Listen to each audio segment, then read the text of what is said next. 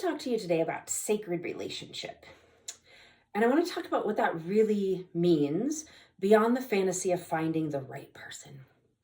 So, most people say they want a partner who matches them, someone they enjoy being with, someone who supports them, someone to walk alongside them in this life. Great goals. These are fabulous. But what many people are unconsciously searching for is not a partner who matches their values or their vision. They're actually searching for someone who can regulate what they don't know how to regulate yet. That they haven't learned how to regulate themselves. So they're looking for someone to complete them, to be their other half. What that really means is to stabilize the parts of life that still feel overwhelming or unresolved. And that's not sacred relationship. That's nervous system outsourcing. So if you want sacred relationships, sacred love begins in the nervous system. From a physiological standpoint, we don't bond through words or intention. We bond through co-regulation. So our nervous system is constantly scanning for safety, consistency, capacity, emotional availability. And when two people come together who are regulated and have coherent nervous system states, something very different will happen in that relationship. Because in that relationship, love doesn't feel frantic and desire doesn't feel so urgent. Doesn't mean we don't have some deep or strong connections, but it doesn't feel destabilizing. Sacred love is not the kind of love that asks one person to abandon themselves to maintain the bond. It's not a love where one partner does all of the emotional, mental, and physical labor for both people.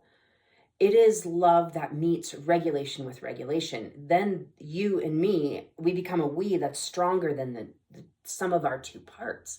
One person isn't getting torn down in order to maintain somebody else's needs. And it's not abusive where one person is being belittled and really torn apart and losing their sense of self, where they become even less than themselves.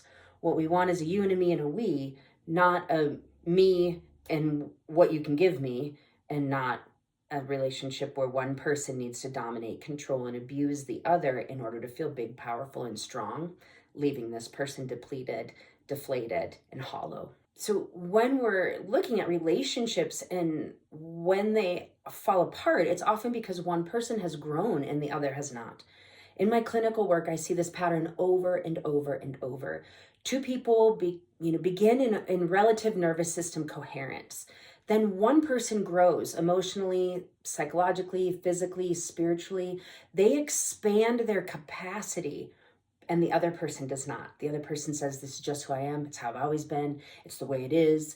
And they do not grow and expand. When they don't grow their capacity, what happens next is not a failure of love. It's a mismatch of nervous system readiness. One partner can now tolerate more intimacy, responsibility, truth, and depth, and the other person cannot.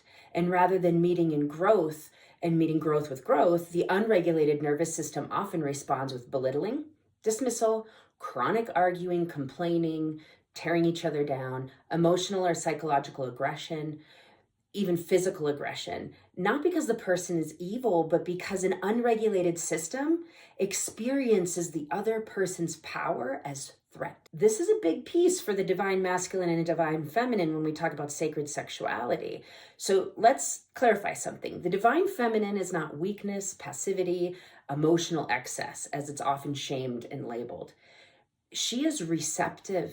She's creativity, intuition, and embodied wisdom. And the divine masculine, as it's often characterized, is not dominance, control, or emotional shutdown, or a lack of vulnerability. He is structure, presence, protection, and containment. A regulated divine masculine system does not try to shrink the feminine. He creates more safety so she can expand within it. And protection is not ownership, it's capacity. It's the ability to remain steady when emotion arises in either partner and to stay present when vulnerability appears. It's holding space without fixing, silencing, or overpowering another. And the divine feminine, when sovereign, does not collapse into dependency. She brings vitality, eros, creativity, and truth into the field. not as performance, but as an essence. So when we look at the science of erotic coherence and simultaneous orgasm from a physiological perspective, deep intimacy happens when heart rhythms synchronize. And when the heart will synchronize with another, breathing patterns will align because those two are connected in us. Nervous systems enter into a shared coherent state. And this is why simultaneous orgasm, when it occurs naturally, is not about performance. It's about timing, attunement, and shared regulation. It's two bodies that can reach peak arousal together because neither is rushing. Neither is dissociating, neither is overriding their own sensations to please the other. It emerges from a mutual presence and not from pressure.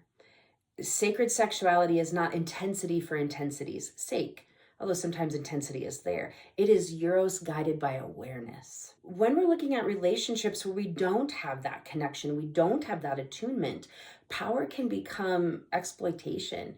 And many people say they want a powerful, individuated partner, but power requires capacity to hold power. And when someone is not regulated enough to be in relationship with another sovereign, powerful being, they unconsciously may shame their partner, dismiss their needs, minimize their successes. They weaponize vulnerability. This is not love. It's an attempt to feel powerful by making another person feel small.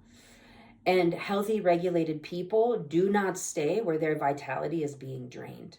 Eventually, that dynamic will turn into resentment, and then you'll see separation. And people, you see it happen, and then they go on their own paths. So let's talk a little bit about what sacred relationship actually looks like. Because it's not perfection. Sacred relationship is mutual responsibility. It is both partners showing up as powerful, individuated beings.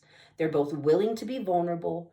They're willing to take turns being the strong one or the supported one. There's flexibility in the roles. There is safety for mistakes. And there's room to grow and to make mistakes and to fail without punishment. The relationship becomes a psychologically safe container where nervous systems can rest, repair, and expand. Sacred relationships provide nourishment that is emotional, physical, sexual, relationship oriented. They don't give each other their leftovers. They protect their time, energy, and presence for the bond. It is primary. They stay curious about each other and they ask questions years into the relationship because they're constantly learning about each other over and over and over. And when stress appears, they notice it early as they can. And they notice it as quickly as they can before blame and projection take over. So they're not dumping their baggage onto their partner. And when we look at all of this, embodied sovereignty and an embodied gnosis or knowledge is the core of being in a sacred relationship. It's the ability to feel deeply without collapsing and to love fully without disappearing or negating yourself. It has that desire, but not desperation. And in embodied gnosis, it teaches us this. You will not attract what you idealize. You will attract what your nervous system can sustain. Sacred relationship is not found. It is entered by two regulated, willing, present humans who choose to protect the bond they are building together. And when that happens, love stops being something you chase and it becomes something you inhabit. If you are looking for more support and help around these topics, I know they can feel kind of big and maybe overwhelming if you've never heard them before, or they might be confusing if you understand them kind of, but not sure how to get there. You don't have those templates in your life that you've been able to observe and learn from. Reach out to us. We can help you. We help people like you every day become the best version of them at studiob.life, or you can reach me at stacyRD.com. If this stuff is something you would like someone else to understand or know, please like the video so that others can find us, subscribe to the channel, or make sure that you tell us in the comments what you would like to hear more of, or how you've found a way to make your nervous system regulated and strong so that you and your partner can really be in this sacred relationship together, both embodied and both also sovereign. The more we can share how to do that, the more our community learns how to do that from each other. And we all need role models. We all need other people's ideas and ways that they've been successful for us to be successful too. That's part of sharing who we are and being vulnerable and growing as a society together. So if all this sounds good to you, please reach out and have a lovely day. Be well.